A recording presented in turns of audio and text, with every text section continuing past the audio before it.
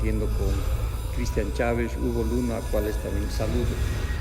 Bien, yo quiero en primer lugar felicitar ambos trabajos.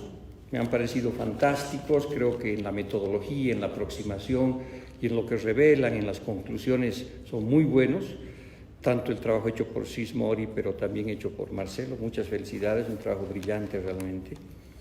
Y yo quiero más bien hacer algunas conclusiones del trabajo realizado, pero a medida que yo voy presentándoles algunos desafíos que creo que emergen de este tipo de estudios. Entonces, ¿qué hacer?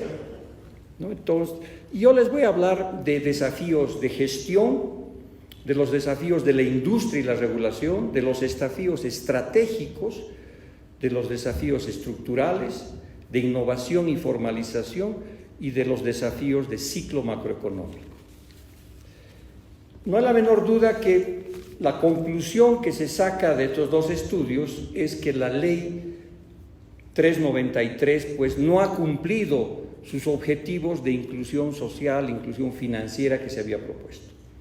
Creo que esa es una conclusión muy clara, pero también hay conclusiones más interesantes que probablemente están vinculadas al tema de los desafíos de gestión, mejorar la atención al cliente. Todo el mundo se queja de que hay problemas, probablemente, evidentemente manejar 15.000 prestatarios a 200 es muy difícil, pero sin duda alguna hay margen para lo que es la atención al cliente. Ver el tema de las tasas, hay todavía quejas de la gente, dice que las tasas no son las adecuadas, y evidentemente la gran conclusión, digamos, de estos dos estudios es que la ley ha creado más desincentivos que incentivos.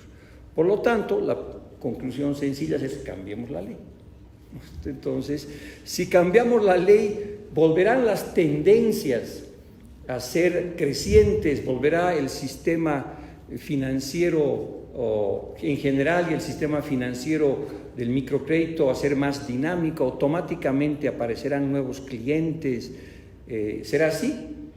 Yo creo que más bien no nos olvidemos que siempre una ley es el reflejo de un modelo económico, de un patrón de desarrollo que nosotros hemos llevado. Entonces, las leyes no están en el aire, las leyes reflejan políticas públicas y al final reflejan modelos económicos que han apostado, digamos, el modelo económico en general ha apostado a enfatizar el tema de la distribución sobre el tema de la generación o producción de riqueza.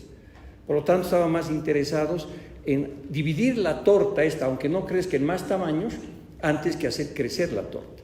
Por lo tanto, el desafío de la modificación de la ley y el desafío de las microfinanzas pasan por otras cosas que tienen que ver con la regulación macroeconómica, que tienen que ver con la regulación financiera, que tienen que ver con el tema de las tasas, de las cuotas. Yo diría tienen que ver con lo que es el desafío de la gestión o el desafío de la regulación.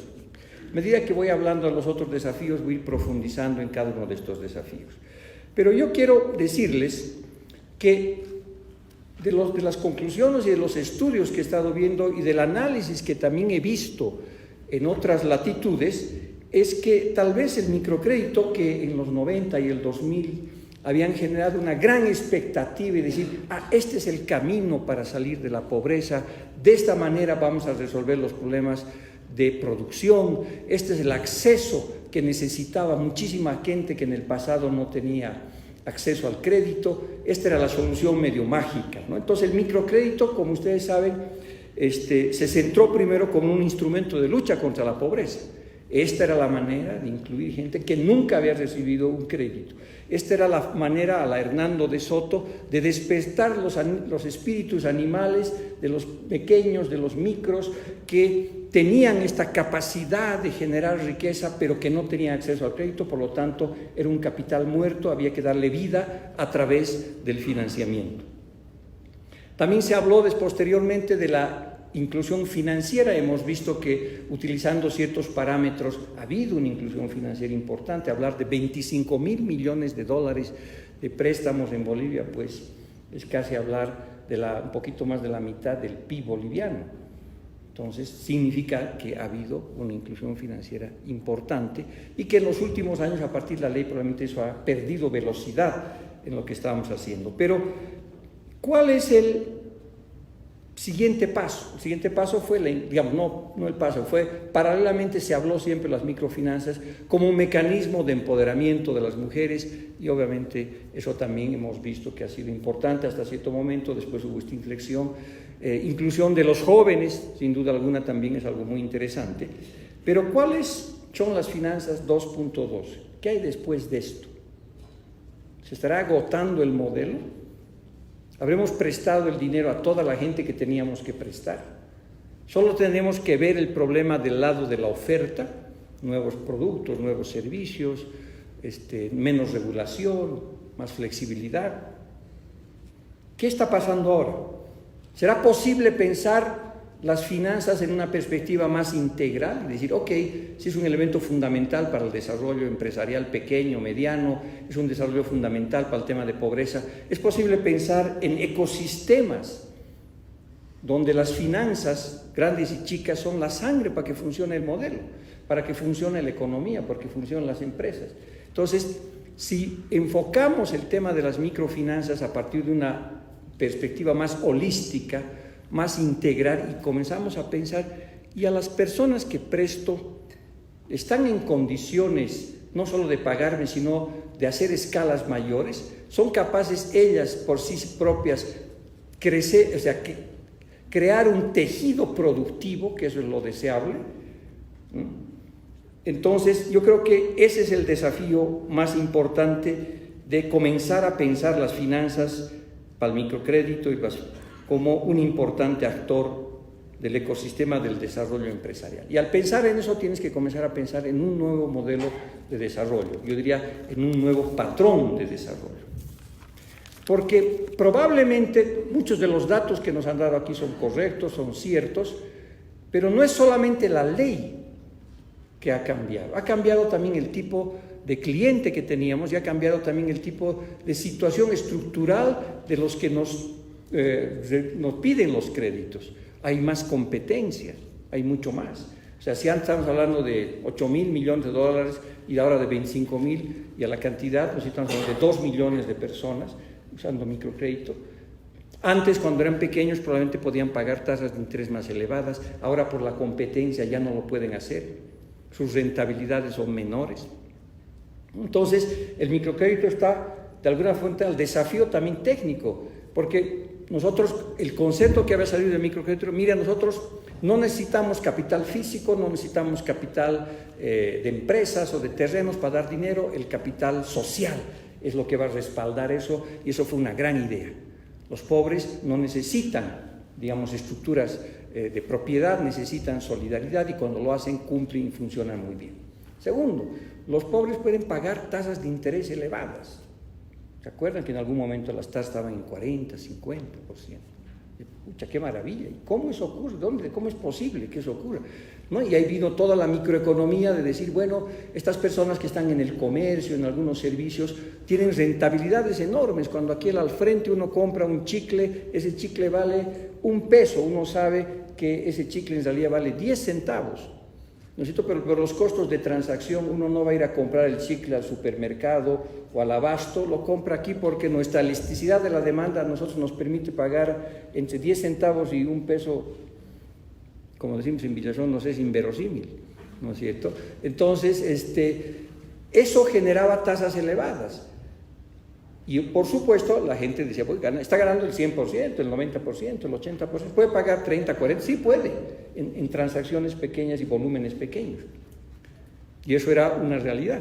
Pero ¿qué pasa cuando eso se masifica? Cuando más gente puede hacer eso. Por supuesto, comienzan a competir y el chicle ya no puede costar $1, porque hay 3 o 4 vendedores al lado que están vendiendo 80, 50, y eso va reduciendo los márgenes de esta idea interesantísima que era que en volúmenes pequeños y alta rotatividad las tasas de ganancia o de retorno de las pequeñas empresas, de los consumidores, eran elevadas y por lo tanto el microcrédito tenía una capacidad de entrar ahí. Y eso se vinculaba muchísimo al tema del comercio, como ustedes saben muy bien, donde las rentabilidades eran más elevadas. Pero ¿qué ha pasado? en todos estos años? ¿Cuál es el desafío estructural que tenemos? Es la calidad del crecimiento. No hay la menor duda que en estos años nosotros hemos tenido tasas de crecimiento interesantes, 4,5%, 5%, aunque a partir del 2014 se han desacelerado las tasas de crecimiento. Pero es interesante. Y probablemente en el éxito del modelo que hemos tenido en los últimos años también están los gérmenes del fracaso o de los problemas que tienen las microfinanzas en la actualidad. ¿De qué manera? Cuando hablamos nosotros de desarrollo, de industrialización, de diversificación productiva, en general uno dice, este país tiene que trasladar su población de menos productividad, que está sobre todo en el sector, en el campo, en la agricultura, a un sector que tenga mayor productividad. En este caso, generalmente es la industria, la manufactura. Cuando uno ve éxito de desarrollo en otros países, va a haber ese tipo de trayectoria. ¿Qué ha pasado en el modelo primario exportador consumista de los últimos 14 años? En realidad hemos trasladado parte de la población menos productiva que estaba en el campo. La prueba clara de eso es que ahora el 70% de nuestra población está en las ciudades. Hemos trasladado esa cantidad de gente, ¿no?, a un sector de menor productividad, que es el sector informal, donde el comercio y los servicios es muy elevado. Entonces, además de la competencia que puede haber en el sector comercial, financiero, servicios, hay un tema de productividad. Entonces, eso es muy serio, porque tus clientes son cada vez más, están en un sector de empleos de baja calidad, en general, si hablamos especialmente del comercio y los servicios, y son los menos productivos de la sociedad. Seguirles prestando dinero en el sentido tradicional no va a llegar muy lejos. Nosotros sabemos de eso, ¿no es cierto? Entonces, ¿cómo pasamos entonces? Porque ¿cómo ha funcionado ese sistema? Ese sistema, ¿no es cierto?, del modelo primario exportador, nos hemos sacado la lotería. El gobierno boliviano se ha sacado 2 loterías desde el 2006.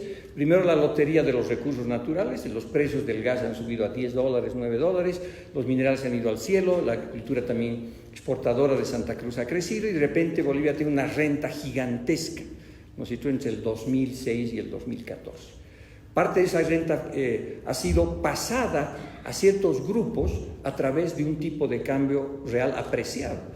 Los últimos años el tipo de cambio ha estado muy apreciado y hemos comenzado a importar absolutamente todo de afuera. Nuestras importaciones en el 2015 eran las legales y las ilegales, no pasaban de $4,000 millones. En la actualidad nuestras importaciones legales e ilegales deben estar superando los 12,000, los 13,000 millones de dólares. Entonces, ha habido un impulso gigantesco. Y si encima esto se financia desde el Estado con bonos, con transferencias, con dinero que se mete en la economía, ese dinero entra en la economía, va a reactivar el aparato productivo, pero no de Bolivia, sino de Perú, de Chile, de China. Y en esa trayectoria va generando una burbuja de consumo enorme. Y esa burbuja de consumo pues genera un montón de gente que quiere vender chicles, que quiere vender ropa, que quiere vender llantas, que trae, y así, ¿no es cierto?, en las escalas, y el comercio sirve y parte de la banca y el microcrédito va en partes, no totalmente, y por lo tanto ha habido ahí un dinamismo enorme, pero eso no es sostenible, ¿no es cierto?, porque uno sabe que en algún momento van a haber problemas, como voy a hablar un poquito más adelante, en el ciclo macroeconómico vinculado al tipo de cambio. Entonces, la pregunta es si el microcrédito, las microfinanzas van a seguir en el modelo primario exportador consumista, donde, como les digo, por competencia y por baja productividad, los clientes pueden ser cada vez más, pero que van a ser cada vez más complejos de tratar y administrar, o las microfinanzas podrían sintonizarse con un cambio del patrón de desarrollo. Porque en el país estamos hace 200 años hablando de lo mismo, ¿no? Tenemos un patrón de desarrollo primario exportador consumista comercial, siempre ha sido así, imagínense en el siglo XIX, en el siglo XVIII, Y este patrón de desarrollo que se basa en los recursos naturales, primario exportador, ha estado administrado algunas veces por el modelo neoliberal o liberal y otras veces por el modelo estatal o neoestatal, ¿no? Entonces, es decir, la misma administración. Entonces, una vez privatizamos, porque es un desastre el Estado, otras veces nacionalizamos porque el sector privado es chupasangre y demás cosas. Y estamos en ese ciclo hace 200 años. Y presentamos ese problema como una gran novedad, cuando el problema ya no es simplemente el modelo, es la administración del patrón de desarrollo vinculado a los recursos naturales, que es insostenible, porque ese patrón de desarrollo vinculado a los recursos naturales, a este consumismo, a estas burbujas de consumo que aparecen de vez en cuando, nos ha dado históricamente una tasa de crecimiento de largo plazo de 3%, cuando la población crece a 2.7, 2.8. O sea, nunca hemos podido generar un poquito más de dinero para que la cantidad de bocas que estaban naciendo. Era muy marginal. Entonces, ¿cómo cambiamos el patrón de desarrollo donde el sistema financiero, donde las microfinanzas juegan un papel fundamental porque están en la base de la pirámide? Entonces, ¿cómo transformamos una economía vinculada a recursos humanos, a recursos naturales, minerales, gas, etcétera, en una economía basada en el capital humano? ¿Y de qué manera, ¿no es cierto?, las finanzas entran a mejorar ese capital humano y a generar proyectos no solamente de consumo, de comercio, sino ayudar a construir un tejido productivo? Aquí decían que la industrialización o la diversificación productiva no se hace por una ley, no se hace un decreto, no es decir, un cupo preste a todos los productores y en una semana se te acaban los productores en Bolivia porque es un país sin productores. Y de repente comienzas, bueno, como no hay productores, voy a cambiarles de nombre a los elefantes, los voy a llevar vacas, toros, ¿no es cierto? Y de repente ahí comienza a prestarles a la construcción, al comercio y a otros. ¿Eres productivo? ¿Cómo? No. ¿Eres productivo o no? ¿No es cierto? Entonces, sí soy productivo. Bueno, aquí está, ¿no?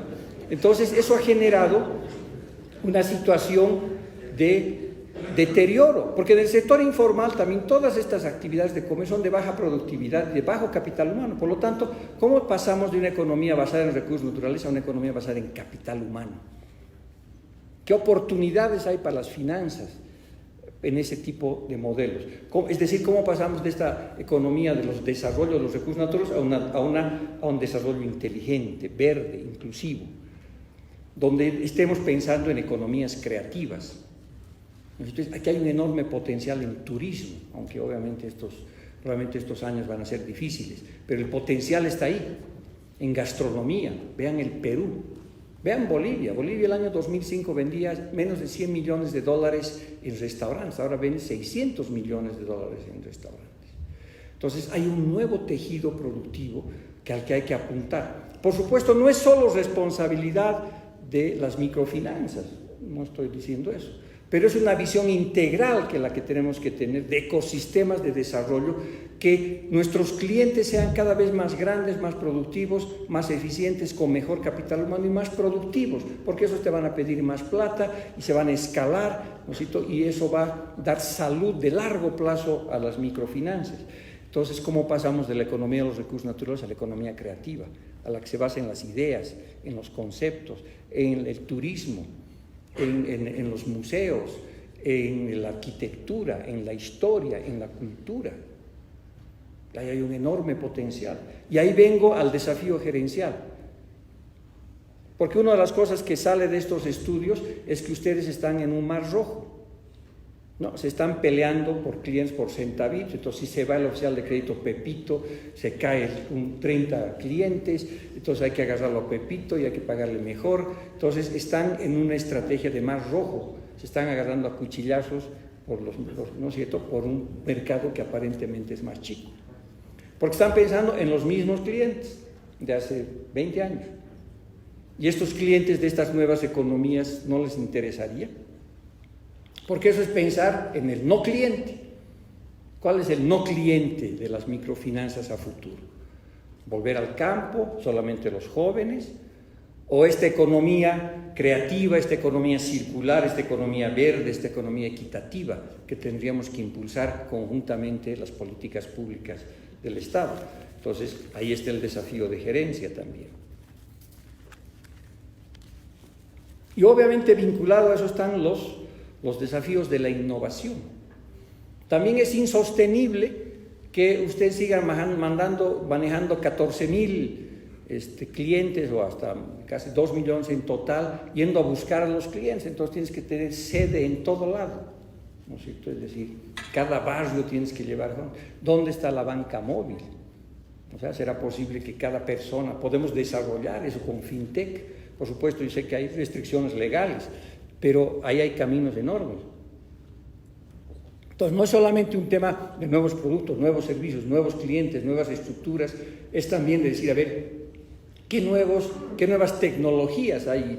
Y he estado revisando que hay, pues, por ejemplo, en África están la banca móvil y el pago por celular está súper desarrollado y aquí creo que hemos comenzado parcialmente con eso. Entonces, ahí hay un enorme desafío para buscar los océanos azules.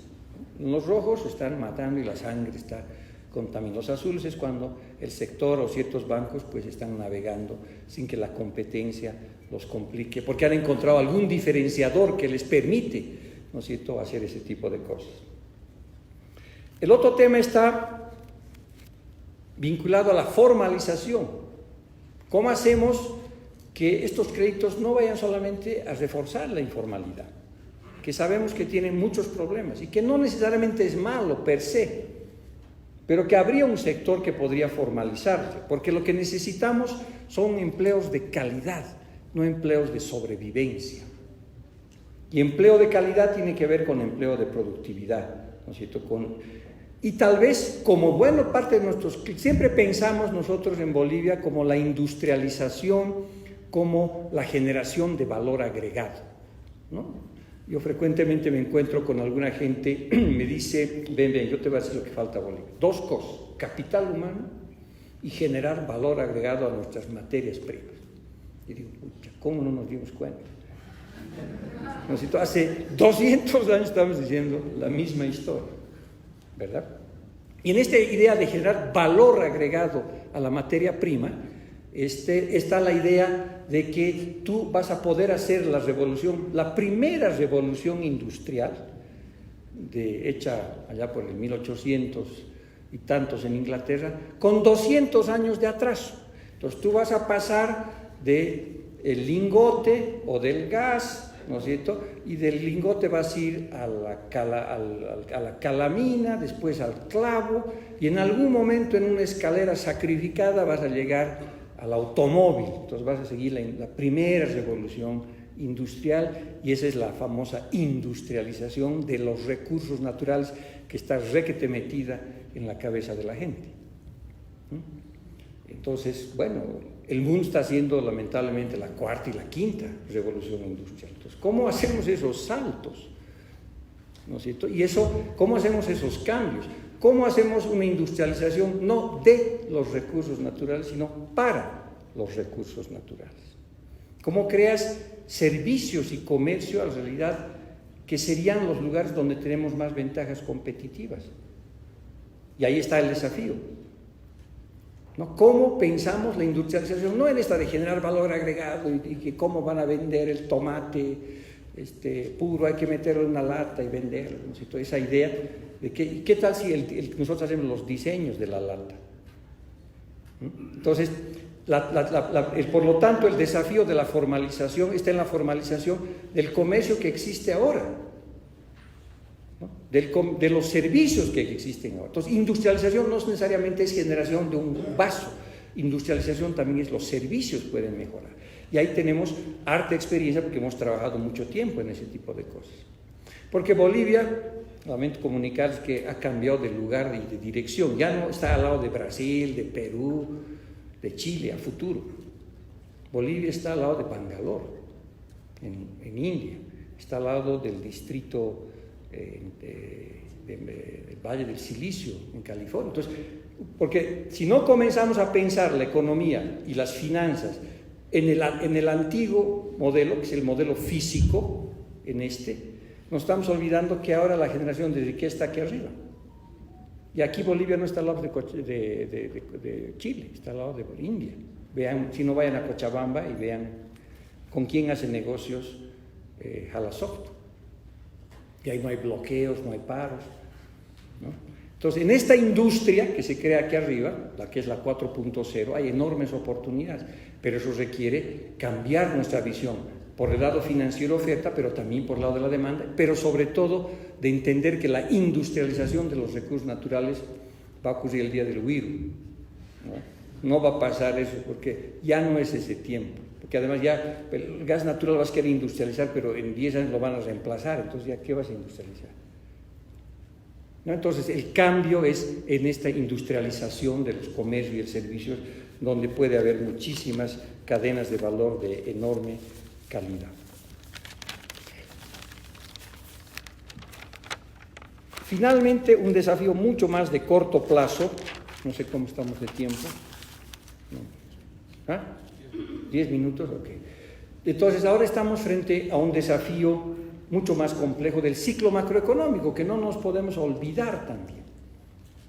Se acabaron el periodo de las vacas flacas, ¿no es cierto? Y como en el año 2006 hubo un alineamiento de astros para Bolivia, o sea, fue una cosa así increíble, todo funcionó, aumentó los precios, nos perdonaron la deuda, en fin, hicimos un montón de cosas maravillosas, pero resulta que ahora estamos en el efecto contrario, todos los astros se están desalineando y se está formando la tormenta perfecta, ¿no? El coronavirus desacelerando la economía china y mundial en general, los precios del gas y del petróleo por los suelos, ¿no es cierto? Los precios de los minerales tremendamente comprometidos también. Entonces, esa fuente de riqueza que metías plata y generabas esta burbuja de consumo, esta comercialización y a veces en algunos casos pequeñas diversificaciones productivas, se está acabando. ¿Cómo van a financiar? Antes exportábamos 15.000 millones de dólares, ahora vamos a terminar exportando la mitad probablemente en los próximos 2-3 años, por la caída de los precios, por el shock externo. Entonces, todo este modelo que de alguna manera fue el sustento para el crecimiento de lo que es los microfinanzas, va a tener serios problemas macroeconómicos, ¿no? Porque además, ¿qué ha ocurrido? Hemos decidido ignorar, matar con la indiferencia a la crisis que comenzó el 2014. Aquí no pasa nada, estábamos blindados, ¿de acuerdo? Entonces, resulta que el 2014 cayeron todos los precios de las materias primas, perdimos casi un 30% de nuestra exportación, dijimos, no se preocupen, vamos a seguir creciendo. ¿Por qué? Voy a aplicar los 3 primeros capítulos de introducción a la macroeconomía, que significa la demanda agregada. Entonces hay que comenzar a gastar, a invertir, pero no habían leído el 4º capítulo, que es ¿cómo se financia eso? ¿No? Entonces, todo este gasto que hemos tenido en estos últimos años de inversión pública, pasando de 4.000 a casi 6.000 millones de dólares, gasto público, bonos, todo esto para sustentar la demanda agregada, resulta que lo estábamos financiando desahorrando. Nosotros teníamos 15.000 millones de dólares de reservas internacionales y estas han bajado a 6.500 millones ahora. O sea, nos hemos gastado en 5 años, 8.500 millones de dólares. Eso da a 4 millones de dólares por día. Te ibas al banco, te sacabas para los puch, para el gasto, 4 millones de dólares, 4 millones. Y son 8.500 millones de dólares. Y estas reservas internacionales, ¿pero qué nos importa? Pues, ¿para qué es la plata ahorrada? Es para gastar, ¿no? En momentos difíciles, ¿no?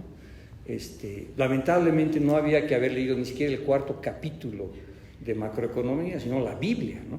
Que tú tienes que, tienes siempre 7 años de prosperidad y vendrán 7 años de dificultades. Entonces, si hubieras leído la Biblia, te hubieras preparado para esos momentos difíciles y no lo hemos hecho. Y ahí no tenemos diversificación productiva, no hay otras exportaciones, no hay un solo sector que te pueda generar otros 100 o 200 millones de dólares. ¿Cuál? Ya un sector externo con dificultades, vas a sumar un sector interno que también tiene dificultades, vas a seguir prestando plata para que siga haciendo dar vueltas los chicles. ¿Dónde está el valor de la producción? Por lo tanto, esta pérdida de reservas internacionales es un disparo a la línea de flotación del elemento central del modelo primario exportador consumista, el tipo de cambio real apreciado y el tipo de cambio nominal fijo. porque la gente se está comenzando a asustar, porque las reservas internacionales podrán mantener el tipo de cambio en 6.97 a futuro. Y eso no se olviden que es el corazón de todo el comercio que entra al país, y ahí están la mayoría de sus clientes. ¿Podremos mantener? Esa es una pregunta hiper complicada y compleja, por supuesto, que no la voy a responder ahora porque cobro cuando respondo eso. Entonces, el ciclo macroeconómico también ha cambiado. Entonces, tenemos desafíos estructurales, desafíos de gestión, desafíos de innovación, desafíos que tienen que ver con el nuevo patrón de desarrollo, desafíos que tienen que ver con regulación financiera y desafíos macroeconómicos de cortísimo plazo. Porque no vamos a estar poniendo a hablar de perspectivas si se desordena desde el punto de vista macroeconómico la casa, ¿no? Eso va a ser súper difícil y ojalá que no ocurra, y nadie quiere que ocurra. Pero es importante hablarlo para recibir ideas, conceptos, para seguir trabajando en este tipo de cosas. Por lo tanto, los desafíos del microcrédito, que es esencial, es la sangre de cualquier aparato productivo. Es decir, cómo nos sintonizamos con estos cambios que ya están en la casa, que ya han venido. ¿Cómo hacemos eso? Por supuesto, un primer paso sería cambiar la ley. Podemos poner todos de acuerdo, cambiarla. ¿Pero será suficiente? Creo que no, ¿no es cierto? Creo que hay desafíos más importantes que podemos aprovechar el cambio de la ley para encararlos, para presentar unas finanzas, microfinanzas 2.0, 3.0, que se van a sintonizar con el país que todo el mundo quiere, que es productivo, competitivo, sostenible, equitativo. Un nuevo tipo de desarrollo donde tiene que haber un nuevo tipo de finanzas. Muchas gracias.